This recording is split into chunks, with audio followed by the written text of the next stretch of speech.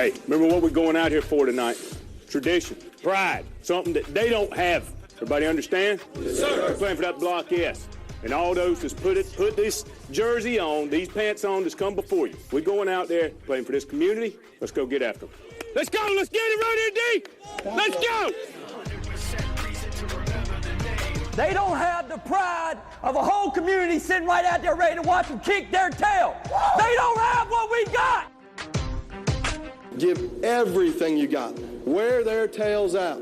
Make them walk away knowing who's the best team. Beat their tails. You are better than they are. Believe in yourself. Believe in each other. This is what you've worked so hard for. This is the culmination of all the hard work, all the blood, sweat, and tears. It comes down to this moment right here. It's not too big for this group. In about 2.5, 3 hours, we'll be back in here celebrating the championship. Look at me. You're going to win. You believe that? Yes, sir. You believe it? Yes, sir. Get it done. Hey, bring it up, bring it up. Everyone, 3. 1, 2, 3.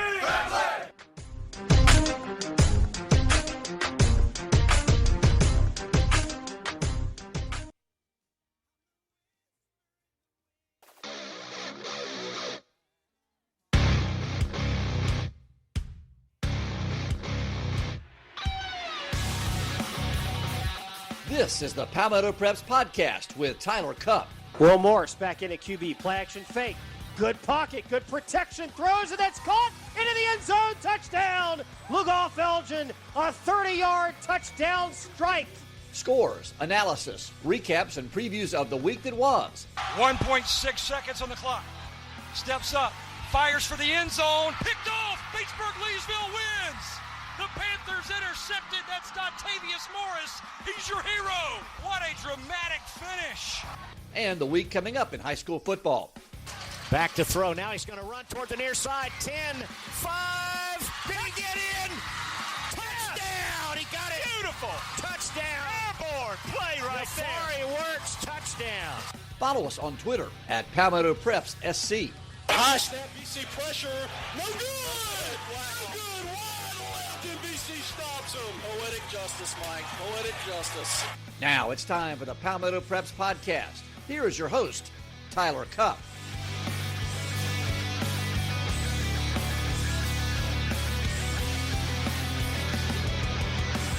And welcome into the first edition, hopefully the first of many, of the Palmetto Preps Podcast. I am your host, Tyler Cupp.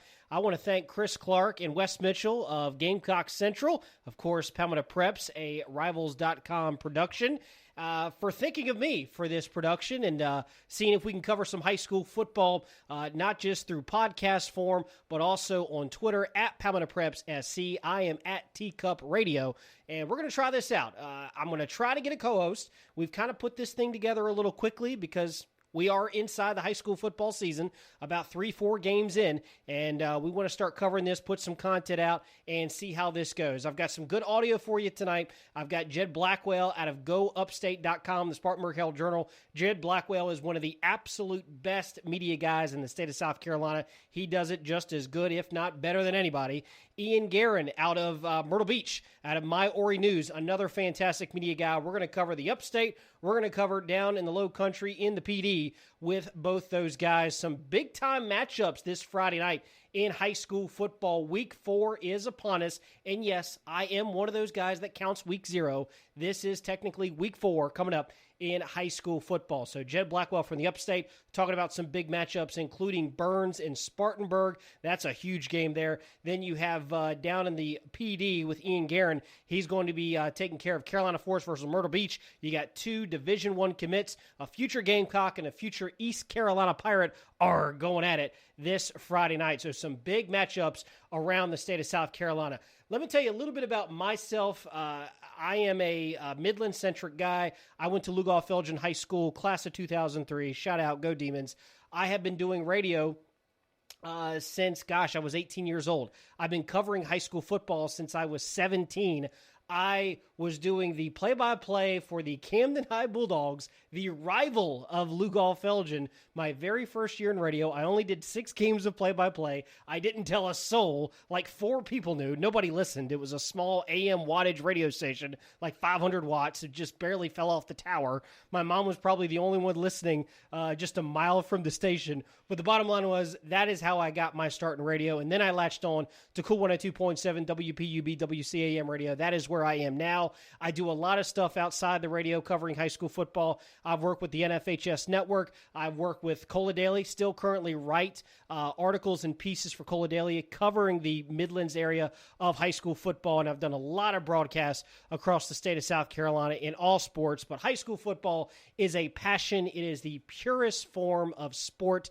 Absolutely love it. Think about it, guys. There's only a small portion of these kids that are going to go on to play at the next level. These kids are playing for themselves. They're playing for their community, playing for their schools. So much pride, so much tradition in high school football. I absolutely love it. And, you know, I probably won't be at this station for years and years to come. I'll move on and do something else. Who knows? But I hope that I'm able to do something in high school football in some form or fashion because I love it so much. I still get excited on Friday nights calling high school football. I am in my 10th season calling my Lugolf-Elgin Demons, my alma mater, and I guess my 14th year on the broadcast team. So very excited about calling Lugolf-Elgin Demon football and covering Midlands football. I've developed relationships with high school coaches, not just around the Midlands area, but now around the state. You know, when I travel for playoffs, I develop relationships with those guys. And, you know, people get it twisted sometimes. Some of these coaches can be intimidating, but, you know, they're just guys trying to make a living like you and me. And a lot of these guys, you know, have families like you and me. They have friends. They have a life outside of football, and they're fantastic guys, and they're doing it for the kids. Let's be honest. There are a lot of teachers out there that will tell you, you know, they don't do it for the money. They do it because they love it, and it's a passion, and it's the same for these high school football coaches. So we're going to try to interview some coaches because there's some great personalities, outstanding personalities across the state. You got former NFLers, former college football players. You've got guys that have been doing it for years and years and years. You've got some young guys. I mean, I feel like we're in the era of young coaches coaching high school football, and these guys are very bright minds, especially on the offensive side of the football. But enough about me. Let's get into the nitty-gritty. This is probably going to be one of the longest shows if this thing continues. I was talking to Chris Clark that I really want to make this program, you know, the bare bones, the absolute best material of what you need to know on a week-to-week basis. So the week that was and the week coming up in high school football. We're going to do our absolute best to cover the state, so we will stick to the top 10 rankings in each classification. We'll look at the big games. We'll look at the storylines. You know, I'm obviously going to be slightly biased because I cover the Midlands, so we may talk a tad more Midlands than normal. But hey, the Dutch Fork Silver Foxes, the reigning, defending, 3-time state football champions, are in the Midlands area, so we'll talk some Dutch Fork Silver Fox football a lot more as we go along. But the bottom line is this. We're going to do our absolute best, and I know I've said that 10 times, a little nervous, of talking some high school football and giving you the best coverage. So let's start with the big topic that everybody is talking about. Everybody and their mother has sent me a text, tweet, Facebook, and asked me in the street, Tyler, what do you think of the Shrine Bowl rosters? Why did they announce them so early? It's so wrong. What's going on? It's so bad that they announced them this early. Listen, calm down, all right?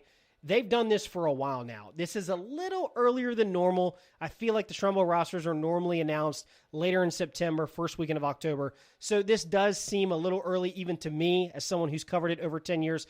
But the bottom line is this. The Shrine Bowl rosters have always been the same. They've always been based pretty much on the junior seasons of these players, not so much the senior seasons because we're only 4 games in.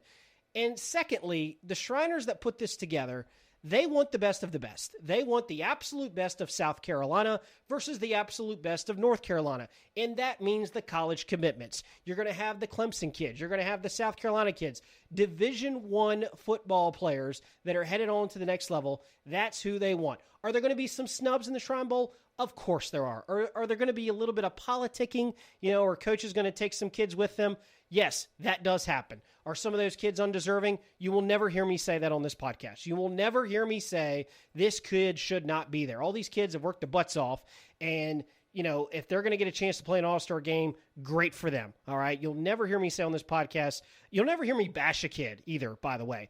That's why I'm not big on talking about snubs. Yes, there are snubs that happened. Could you extend the roster and make it bigger, make it more deep? Yeah, sure, why not? I'm not going to sit here and give you a solution to that, but the bottom line is that is my thoughts on the Shrine Bowl announcement being this early, because it seemed like it was such a big discussion when it happened on Sunday.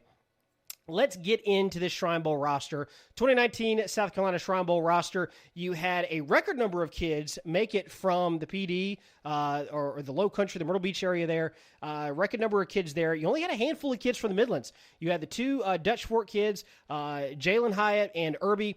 Hyatt, of course, headed to play for Tennessee. Irby, an outstanding defensive lineman for the Dutch Fork Silver Foxes. You had a Lugoff Elgin kid go. They've only had a handful in their entire school history. So shout out to Parker Clements. He's gotten 20 college football offers there on that offensive line for the Demons. So you got a handful of guys. You had an offensive lineman make it for White Knoll as well. That was Nick Taste, offensive lineman out of Lexington County.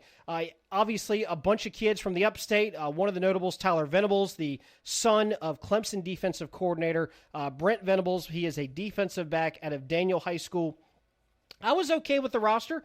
Again, Luke Doty kind of leads the pack. He's always the headline maker whenever he's involved in a story, because Luke Doty, outstanding football player. If you haven't seen highlights of this kid, pause this podcast and YouTube, find it on the internet, Luke Doty of the Myrtle Beach Seahawks. If you're a Gamecock fan, you've seen this kid. He's just absolutely stunning, spectacular in the highlights. He's so fun to watch. He's a state champion, knocked off Guerin last year in the 4A state title game, and more than likely, Myrtle Beach will be making a run and possibly back to defend their title. Will Blackston out of Belton Honeypath. You got Will Boggs, York Comprehensive. Justin Abraham out of Hartsville.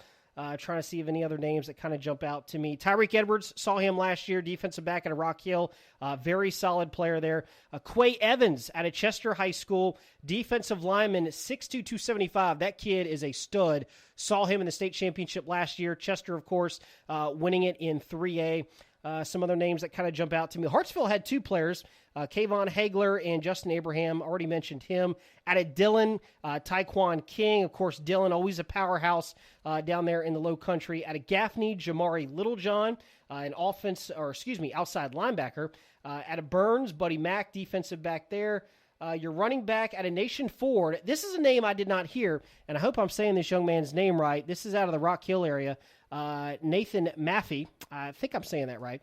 That's at a Nation Ford High School, 5'10", 185-pound running back. That's what I like about the Shrine Bowl. You're seeing kids that you don't normally hear about sometimes, that you don't see on the highlights. If you're in Columbia, you're not going to see a Nation Ford highlight normally. So, good for those kids, and good for you seeing some new players around the state. Another kid that jumped out to me, Jalen Schuler out of Abbeville, outside linebacker. I saw Abbeville twice last year, saw them in the state championship, and saw them in a playoff game against North Central. And boy, oh boy, Abbeville is so stacked. They are so fun to watch and so good. Well-disciplined, good football team. The other player I wanted to mention, just a special young man and a special player, Braden Walker out of River Bluff. This is a pound for pound, maybe one of the best football players in the Midlands area. You could argue around the state, but in the Midlands area, he's an outstanding little running back. I just saw him this past Friday against Lugoff Elgin. I've seen him the last 3 years here in the Midlands area. 6 foot, 200 pound. I called him little. He's actually pretty big and physical. He's hard to bring down. Can catch it out of the backfield. He's kind of like a Christian McCaffrey. I think I can use that. You can line him up wide receiver, runs it out of the backfield. Very talented kid and just a good young man. So shout out to those kids. The 2019 Shrine Bowl roster for South Carolina. Of course, the game will be played at Wofford College in Spartanburg on December 21st. Again, the future Gamecocks, we mentioned Luke Doty, Calhoun County offensive lineman Tyshawn Wanamaker, Sumter defensive back O'Donnell Fortune, Abbeville O-lineman Trey Jones, Conway defensive lineman Tonka Hemingway. That's a great name. Doty and Hemingway are two of the top prospects in the state, according to 24/7 Sports and, of course, Rivals.com. Let's see here. Yeah, that was about it on that. Yeah, so that is the South Carolina Shrine Bowl roster rundown. All right, we will talk to Jed Blackwell out of GoUpstate.com and the Spartanburg Herald-Journal. He's going to talk about some of the big matchups that the Upstate has coming up this weekend. He'll also give his thoughts on the Shrine Bowl roster, and, you know, maybe there's a way to fix it. Maybe there's a way to kind of settle down all these people that have a problem with this thing being released so early. We will talk to Jed Blackwell coming up next after this short timeout. You're listening to the Palmetto Preps Podcast, Palmetto Preps SC. The Palmetto Preps podcast is brought to you by PalmettoPreps.com. Find them on Twitter at PalmettoPrepsSC, covering South Carolina high school football with scores, rankings, recruiting schedules, podcasts, and more. Additional content coming soon. PalmettoPreps.com, part of the Rivals.com network.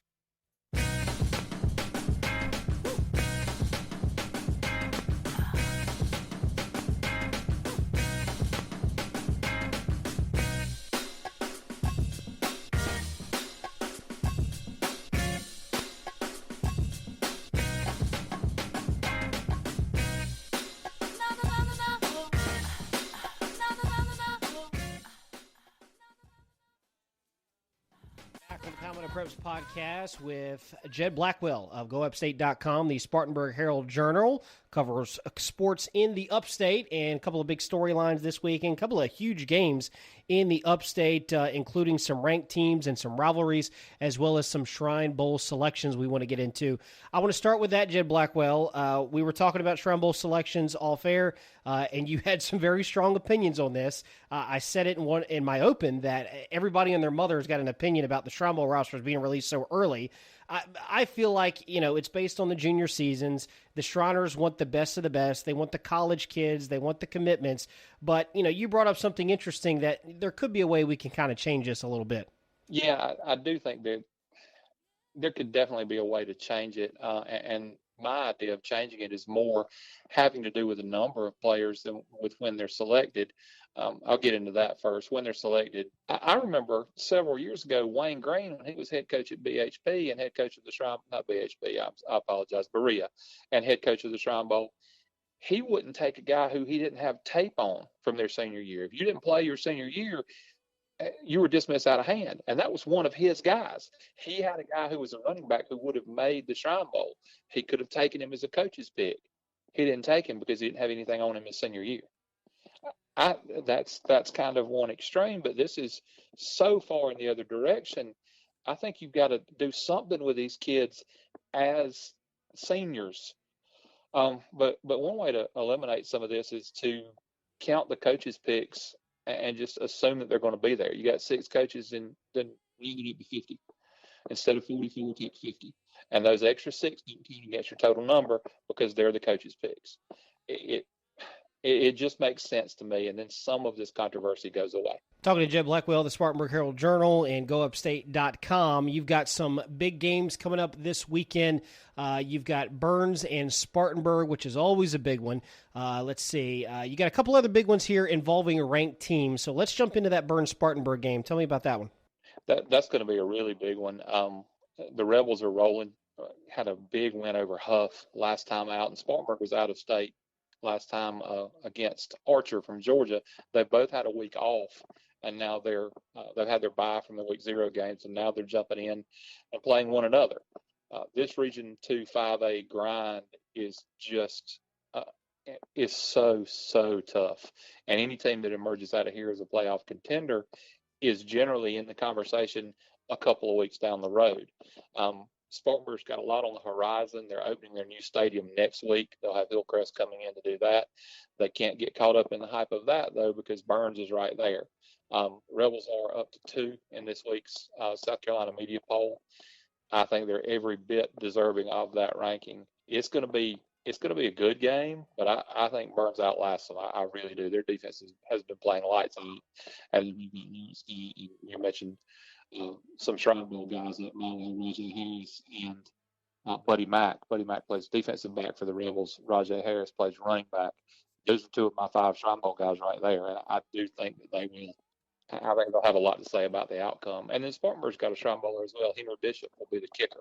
Let's talk about Dorman. They're a top 10 team, of course, in the Class 5A polls. Dave Gutschall, one of the longtime coaches in the Palmetto State, going for win number 400. First off, good for him. Great career. Who's got Dorman this week? That'll be me. I'm going over there, and I'll see them take on Hillcrest. Hillcrest is not the same old Hillcrest team. They're a pretty good team. They've got twin defensive linemen, Aries and Aces Scott, which are two of the finest football names in the state, I think. But, they've got a new coach. Greg Porter is at Greenville now. But Hillcrest has been rolling. They've got a couple of wins under the belt. And I talked with Coach Gutschall for a while this morning for a feature on his when he does win 400, we'll have a feature on that. He told me what a tough game this is going to be for the Cavaliers on Friday night. They're in the position in the region where they have to play Burns and Gaffney back to back. So they really don't have a mulligan. They don't have a week where they can say, okay, well, they got us this week. We'll get right back in the region race. Their region race is pretty much a 2-game series, and they can't let anything keep them up before they enter after that. This is one of those that could trip them up. I think the Cavaliers they played so well so far, but they haven't had to play for very long. They blistered Westhampton first time out, and then York, they did pretty much the same thing, and then they pulled away from Northwestern as that game went on. So we really don't know anything about Dorman yet. We haven't seen them play a whole game. They haven't had to put a whole game together. I think Hillcrest will make them do that, and we'll learn a lot more on Friday. Last question for Jed Blackwell of GoUpstate.com and the Spartanburg Herald-Journal. Dorman has been getting a lot of love. You're very high on Burns. Chapman, of course. You can go into them a little bit. Do you think any of these teams that you cover ranked in the top 10 up there in the upstate got a chance to make it to Williams-Brice this year? I do. I think that one of the 5A teams I cover will get there. I think this is a year like in years past, if cross-bracketing was a thing. I think this is a year where I could get to. Dutch Fork is very good, but I don't think they're unbeatable. I think that a Gaffney, a Burns, a Dorman on any given Friday could get them. And I think whoever comes out of that little triangle as the one out of this region, they're my pick to get to Columbia. In 3A, I think Chapman-Chester is going to be an absolute war. And I believe that would be if they hold serve and both win their regions as they're expected to, I think that would be a third-round matchup the way the bracket falls, much like Chapman-Union County was last year. And it's a contrast in styles, and I think it's going to be just a fantastic battle. So one of the 5A teams and Chapman, I think, are my early favorites to get to Williams-Brice at this point. All right, great stuff as always. Jed Blackwell, GoUpstate.com and the Spartanburg Herald-Journal. Enjoy the football, and we'll talk to you soon.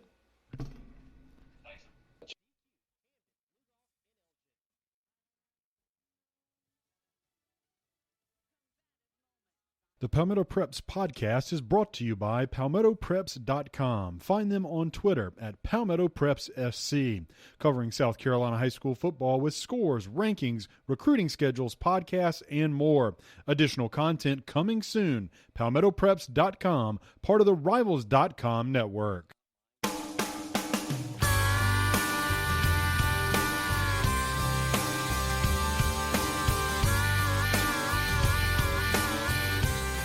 All right, so there you have it. Jed Blackwell of GoUpstate.com, the Spartanburg Herald-Journal, outstanding columnist and media guy for high school football. Check him out if you have any teams that you're trying to follow in the upstate. So there you have it. He talked about some of the big matchups that he's got coming up this Friday. Dave Gutschall, the longtime coach for Dorman, going for win number 400. And you've got Burns and Spartanburg. Chapman against Woodruff is another big one as well. So let's go to the polls before we get to our next interview. This is the Palmetto Preps Podcast. I'm your host, Tyler Cupp, talking high school football around the state of South Carolina. Check us out on Twitter at PalmettoPrepsSC. Let's look at the polls in Class 5A. No surprise, the Dutch Fork Silver Foxes are atop first place in 5A. Burns is number 2. Fort Dorchester, number 3. Fort Dorchester's got a big one with Berkeley. The Stags coming to town to take on Fort D. Gaffney is 4. I'm hearing a lot of good things about Gaffney, too. We might have to get a media guy, possibly Jed Blackwell, back on the program, talk more about Gaffney. Heard a lot of good things about them.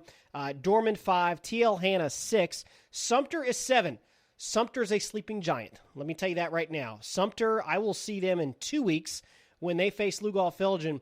This is a team with a big offensive front, a big defensive front, and Sumter always has skilled guys. They always have athletes on the corners. Sumter could be a team to be reckoned with in the playoffs. I'm going to see them in 2 weeks, and I'll give you the update of what I see. Let's see. River Bluff is in at 8. You know, River Bluff did not play a lot of good competition through the first 3 weeks. They were tested a little bit with Lugol-Felgen. You know, say what you will about Lugol-Felgen. They've had their struggles.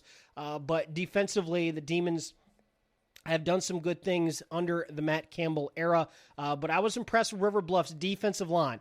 All the talk is about Braden Walker. I talked about him in the open with the Shrine Bowl. But that defensive line for River Bluff is well coached. They are disciplined, and they tackle really well. They get after the quarterback, and they get past the line of scrimmage at the point of attack. Very impressed with the Gator D-line. Berkeley is in at 9, so there's a top 10 matchup, Berkeley and Fort D this Friday night. West Florence is at 10. West Florence, I think we're going to find a lot about this Friday against the Camden Bulldogs. Camden is undefeated. They are in the top 3, top 4 in the Class 3A polls. We'll look at that here in a second. Camden has a talented trio of runners, including their quarterback. They got Willis Lane, who's one of the leading rushers in the Midlands, if not the leading rusher. I think he's like top 2. And then you have Micah Davis in his senior season. He just had close to 200 yards rushing. And their quarterback, Jafari Pearson, he is the nephew of Camden great Richie Williams, who won a state championship with the Bulldogs back in 2000, 2001, around that time period. So I think we're going to find a lot about West Florence there in 5A. West Florence hadn't really played anybody. You know, let's just be honest. Crestwood, Darlington, they're in transition. Darlington has a new coach. Shout out to Raymond Jennings, one of my favorite guys. And Lake City has kind of been up and down. So I actually talked with the Camden coach this week. He's really not sure what he's going to see with West Florence because the competition hasn't been as great at this point in the season. So we'll find out a lot about the Knights this week. Let's go to Class 4A. Myrtle Beach, no surprise, with Luke Doty and company. They are atop of the heap in 4A. Daniel is 2. North Myrtle Beach 3. How about those Chiefs? The Chiefs are very interesting to me. I talk to coaches and media guys every year, and North Myrtle Beach is always one of the most disciplined, most impressive teams in the regular season. They just play in a brutal region. So when they get to region play, you know, I think they're in that region with Hartsville. They're in there with Myrtle Beach, Marlborough County, I think. That's just a brutal region for North Myrtle. South Point at 4. There was a lot of talk about South Point in transition from losing Straight Heron, who won all those state championships with the Stallions. And there was a lot of talk of them losing players and those players going with him to Legion Collegiate. I'm not so sure. I'm looking at the box scores, and I'm seeing South Point beat down opponents. I think the South Point team still might be pretty good. Former Gamecock is their coach, Devontae Holloman, by the way. Wilson is at 5. Hartsville at 6. Hartsville's a little down this year, but they still got my man Jeff Calabrese, really good coach there. Hartsville's always tough in the back half of the season. AC Flores at 7. I'm not sure what to make of the Falcons yet. I hear that they're very good on defense. They have 2 talented running backs that average about 100 yards a carry. They have not played a great schedule yet, but I am a big fan of Dustin Curtis, the head coach there. I thought he did a phenomenal job with what he had at Westwood, and now he's back home in the Forest Acres side of Columbia. He is happy to be back, and I don't know what to make of AC Flora yet. I think the ruling is still out on them. We may not find out how good Flora is until the playoffs, all right, because they don't have a great region this year. So we may not find a whole lot about Falcons in how good they are just yet. Eastside is in at 8, while Holla is at 9 in the 4A rankings, and Greenville rounds out the top 10. Let's go to Class 3A. Dillon atop the polls. Chapman is 2. Camden is at 3. We talked about them. The defending Class 3A champion, Chester, is in at 4. May River, shout out to my guy Rodney Summers. Fantastic season with the Sharks last year. Won like 11, 12 games. He's trying to replicate that this season in 2019. Wade Hampton is 6. Gilbert is 7. Gilbert's really good. Jai Tolan, quarterback, slings it all over the place. They play good defense. I think they got everybody back on offense, if I'm not mistaken, but defense plays really well. Gilbert is a really strong club. Sherrall is in at 8. One of the toughest places to play, by the way. Sherrall at 8, Strom Thurmond at 9. Those are two very tough places to play. Aner is in at 10. They've got a big one with Green Sea Floyd's this Friday night in the Low Country. In Class 2A, Abbeville, no surprise, top of the rankings. Barnwell's 2, Bamberg Gerhardt is 3, Southside Christian 4, Saluda 5, Timberland 6, Oceanside Collegiate, which just beat Gray Collegiate this past Friday night, they're in at 7, Well Branch at 8, Gray Collegiate drops down to 9, and the Andrew Jackson Volunteers out of Kershaw round out the top 10. I am somewhat close to that Andrew Jackson area in Kershaw, South Carolina. Kershaw and Kershaw County, totally different. So not the same thing. But the town of Kershaw is about 30 minutes down the road on the other side of the county. And they are unbeaten, 4-0, and they have yet to allow a point. That's correct. They have shut out all 4 of their opponents. They've got a rivalry game this Friday with the North Central Knights. And I'm making a prediction. I think North Central will not only score on AJ, but I think they're going to give him a game. North Central's got a young man by the name of Caleb Haven, an outstanding little running back, linebacker. They haven't seen a kid like him yet. So North Central and AJ, there's a good matchup there. Let's go to Class 1A. Green Sea Floyd's, what a great story they were last year, winning the state championship under all the obstacles that they had. You know, we had the hurricane come through, and it just hit the coast, and they were ravaged by it. They were hit hard, and they were able to overcome. They had some kids that were homeless practicing, playing football. I mean, just think about that. And ended up winning state championship last year. So now they're the top dog. Wagner Sally 2. Lamar is 3. I hear Lamar is pretty good again. Lakeview is 4. Blackville Hill 5. Branchville 6. Denmark Olar is 7. Ridge Spring Minetta and C.E. Murray are both tied at 8. Baptist Hill also tied at 8. So you've got 3 teams tied at 8 at the bottom of the rankings, 8, 9, and 10. I don't know a lot about 1A football. I'm just going to be honest with you. I don't cover a lot of it. The only time I see 1A football is the playoff state championship time, so I don't really see them during the regular season, but we'll do our best to cover that as we go along on the program. All right, so this is the Palmetto Preps podcast, a production of Rivals.com. Again, want to thank Chris Clark and Wes Mitchell for thinking of me and seeing how this goes and trying to update with good stories, good content here about high school football. Let's step away. When we come back, we'll go to the beach. Ian Guerin of My Ori News. We'll talk about the big matchup between Myrtle Beach and Carolina Forest, a Gamecock commit at quarterback and an East Carolina commit at QB. Going to be a fun game. We'll hear about that next on the Palmetto Preps podcast. The Palmetto Preps podcast is brought to you by PalmettoPreps.com. Find them on Twitter at PalmettoPrepsSC, covering South Carolina high school football with scores, rankings, recruiting schedules, podcasts, and more.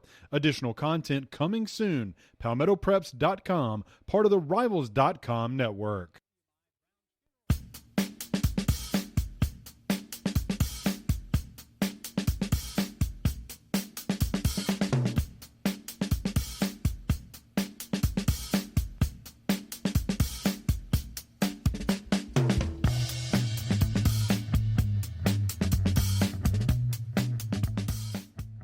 And welcome back on the Palmetto Preps podcast here with a very special guest. He is Ian Guerin. You can find him on Twitter at iGuerin. He writes for My Ori News, covers teams in the Myrtle Beach area. So Myrtle Beach, North Myrtle Beach, Green Sea Floyd's, Aner. We're going to talk about some of those clubs here today. Ian, I want to start with a piece you just told me about as we were about to start this. I'm actually looking forward to this. You've got Luke Doty, who's headed to play for the University of South Carolina. Of course, Myrtle Beach, the Seahawks, the defending Class 4A state champions, and a quarterback for Carolina Forest, who's headed to play for East Carolina. So let's first start talking about those teams, but more importantly, this piece that you have coming out this week. I appreciate that. What we did is we looked for a different way to profile Luke Doty and Mason Garcia, and we found that not only are they buddies and they've kind of run in some of the same quarterback circles, training with Ramon Robinson and all that, but they actually grew up playing in the same football leagues as well. And so we have, two of the top 6 players in the state who happen to be quarterbacks, playing at neighboring high schools. They've been competing against each other since 4th and 5th grade. This Friday's game with Myrtle Beach heading to Carolina Forest is actually the 10th time between two sports that these two guys have gone up against each other. They consider each other pretty good friends. But really what the story looked at was how they got from point A, to point W, when everything says that, one of them would have moved out of the area. One of them would have quit playing quarterback. One of them would have just quit football altogether. I mean, all these statistical probabilities, they kept both players on a straight line. And so, we spent a lot of time and effort kind of breaking this down. The story is some 2,300 words. We sat down and did a video interview, kind of one of those Sunday conversations I see on one of the big networks, with both guys. We've got tons of photos from our staff. We got a few that were submitted along the way. So, like I said, it was just kind of a different way to look at these guys. Mason Garcia is going to East Carolina by all accounts, and the same, all accounts, Luke Doty is going to be at South Carolina. Those two teams are actually, scheduled to play each other in 2020 and 2021. So realistically, again, everything says that we won't see those guys play again on the same field after this week. But now we've got this going as well. So it's just one of those interesting breakdowns between, two really, really good quarterbacks. He is Ian Guerin of My Ori News, and you can check that story out on My Ori News later on this week. I didn't realize that game was this week, so let's talk about that. Myrtle Beach and Carolina Forest, that's a big one. That's a 5A against a 4A there, and, of course, Myrtle Beach, the defending Class 4A champs. Carolina Forest, I feel like they're always a team that can sling it around, and they've got a guy that can do it in Garcia, who's, of course, going to ECU. Yeah, and I think the thing that a lot of people kind of tend to forget about with Carolina Forest is that, Mason Garcia gets a lot of the attention, and he can throw the ball around. I mean, he is a 200-yard-a-game guy and has been really since he started last year. But they really run the ball very, very well, too. They've got a senior running back who's been starting off and on since his sophomore year named David Leggett. And, David went for, I think, 1,300 or 1,400 yards last year, 20 touchdowns. I mean, he may not be a Division I guy just because he's only about 170 pounds, but he's got really good field vision. He's got really good speed. He's really toughened up quite a bit since he was younger and kind of seemed to always have a nagging ankle injury. He got all the way through last year without it. Their defense is very, very good too. They've got a starting linebacker named Latrell Pitts, who's a junior. I believe that he will be a Division I guy when it's all said and done. But he didn't play the first 2 games, and they still, only gave up about 10 points a game. And one of those games was against Hoddard up in Wilmington, who's one of Eastern, North Carolina's better teams. So this Carolina Forest team is really, they're not the Carolina Forest team that we were used to. Even 4 or 5 years ago, this is a team that's going to flirt with, 8 or 9 wins in the regular season. They could definitely give Myrtle Beach a run for their money. Now, on the flip side of that, Myrtle Beach is still Myrtle Beach. They may ultimately be better than last year's team that stormed through the playoffs and made a lot of people look foolish in the process. So, I don't know necessarily who's going to win this game this weekend, but I know that it is our game of the week. It is every TV station around here's game of the week. The other newspaper in town, it's probably their game of the week. I know it's on a national broadcast on Stadium. All these things are there for a reason. And as much as we want to just say it's because of Luke Doty and Mason Garcia, there are so many other really, really good storylines in that game alone. All right, so great football game there with Myrtle Beach and Carolina Forest. We'll keep our eye on that one. Let's look at some of the other top teams that you cover in the Myrtle Beach area there. Aner in 3A, Green Sea Floyds in 1A. Let's start with Aner. What does Aner have this season coming in with a top 10 record about to hit region play? Yeah, I mean, the thing with Aner that, I think that a lot of people are really just coming to understand is that their system has been in place. And so while they're under a second-year head coach, that guy was, their offensive coordinator before. And so they like to talk like they're a 3 yards in a cloud of dust type of team. And while they are, running a lot of wing sets and it's a lot of between the tackle running, they can move the ball around a little bit. And they've got enough pieces where they can get those big chunk yardage plays. If I'm not mistaken, they had 6 or 7 of, offensive plays that went for 20 yards or more in their very first game. They then had a week off, and then they turned around and did it kind of again against East Clarendon. So this game that they've got this week against Green Sea, they're actually playing a team that does something very similar. Green Sea last year wins the Class 1A state championship by kind of just wearing people down, and they had some good athletes. Well, now all those athletes are seniors.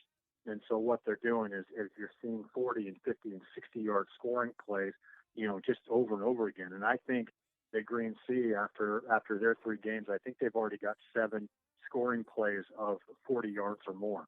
Well, you're not doing that unless you're just blowing by people. So really what I'm looking forward to with Friday, and even though I won't be able to watch that game live because I'm going to be at Carolina Forest, I'm really looking to see how those 2 teams kind of combat that defensively, knowing that either offense can go for those big, quick strike plays.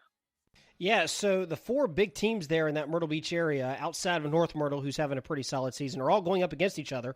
Myrtle Beach against Carolina Forest, and, of course, Aner versus Green Sea Floyd's. Green Sea Floyd's coming off a spectacular season where, the storybook season, kind of made the upset there in the 1A state championship, an amazing story where the hurricane just ravaged that little town. And I remember the stories coming out of that doing the broadcast for the NFHS network. Well, now they're the top team. They're the defending state champion, so there's a little pressure on Green Sea Floyd's to defend that title, is it not? Yeah, and I think that we kind of saw that a little bit last week when they go to Loris, and Loris is a decent 3A team, but I think that Loris was able to make Green Sea Floyd's do something that they weren't really comfortable with. They kind of made the game sloppy. They were running a lot of clock, and maybe Green Sea wasn't quite used to that, and maybe that's what we saw a little bit last week. Green Sea ended up winning the game, which is most important, but it wasn't that 40-point win that Green Sea fans are all of a sudden already accustomed to. I had predicted that Green Sea was going to win by 12 points, and a bunch of Green Sea Floyds jumped on me on Twitter and said there's no way the game's going to be that close.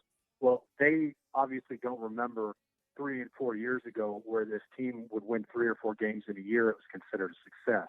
So it tells you how quickly things have developed at Green Sea, and I think that this is the next evolution of that football program, that they get to see how do we handle being the favorite in every regular season game that we're going to play all year.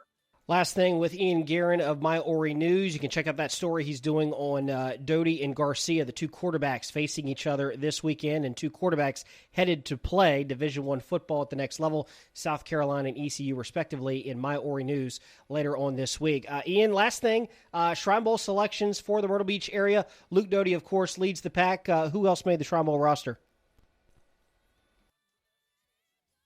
Yeah, one of Luke Doty's teammates, Quamil Spells, he's a defensive tackle. He was really big last year, especially in the playoffs. We saw him make a lot of plays throughout the year. He's a big tackle for loss guy. He's able to shed multiple interior offensive linemen and still make plays. He's just, one of those really good kids that I think doesn't get a lot of acclaim just because he's an interior defensive lineman. It's probably not the most sexy position in high school football, but he does a really good job. Another guy that made it was an offensive lineman at Carolina Forest named Darren Goss. Darren is 6'2", 6'3", in the 290-pound range, typically grades out above 95% in just about every game that he started since the beginning of his sophomore year. So he's just been a really consistent presence for that team, and Carolina Forest has been putting up a lot of points for 3 years. So, I think that, especially with having an assistant from Carolina Forest on the Shrine Bowl staff, it didn't hurt his cause, but anybody looking at his film, could see that he's, obviously a top-notch guy. And then the other player from our area that was selected was Tonka Hemingway, which every South Carolina fan in the state now knows who Tonka is since he committed, if they didn't already for some odd reason. Tonka was really a shoo-in for Shrine Bowl. He had a really fantastic junior season, put up some really big numbers at the defensive end position and a lot more tackles maybe than some guys who play that spot. Obviously the commitment to South Carolina didn't hurt him. He had a big game in the season opener this year. I think he had 11 tackles against North Myrtle Beach in a loss. And really that was just about the only film that a lot of the Shrine Bowl coaches had. They had one or two games from this year before those selections were made from kids from our area.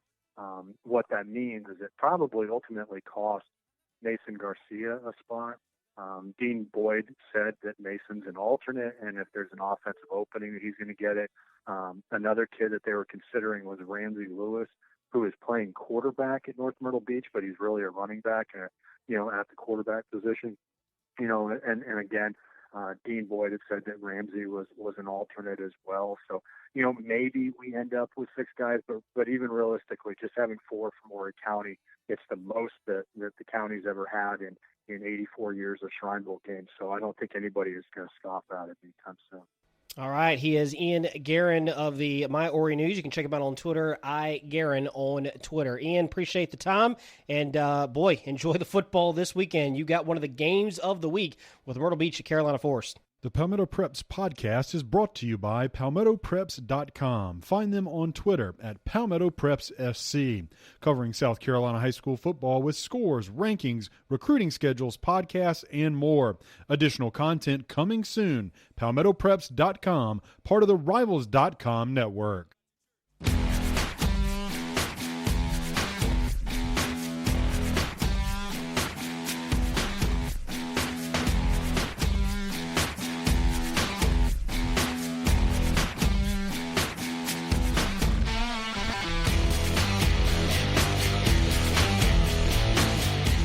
Oh, there you go. I want to thank our guest, Jed Blackwell of GoUpstate.com and the Spartanburg Herald Journal, and also Ian Guerin out of the Myrtle Beach area, My Ori News. I'm actually looking forward to that piece he's writing on Luke Doty and Garcia, the kids from Myrtle Beach and Carolina Forest, respectively, both headed, of course, to South Carolina and ECU, respectively. So I'm going to check that story out. So thank you, and listen, I want to hear from you. I want to hear teams that you want me to cover, topics that you want me to talk about, content, coaches.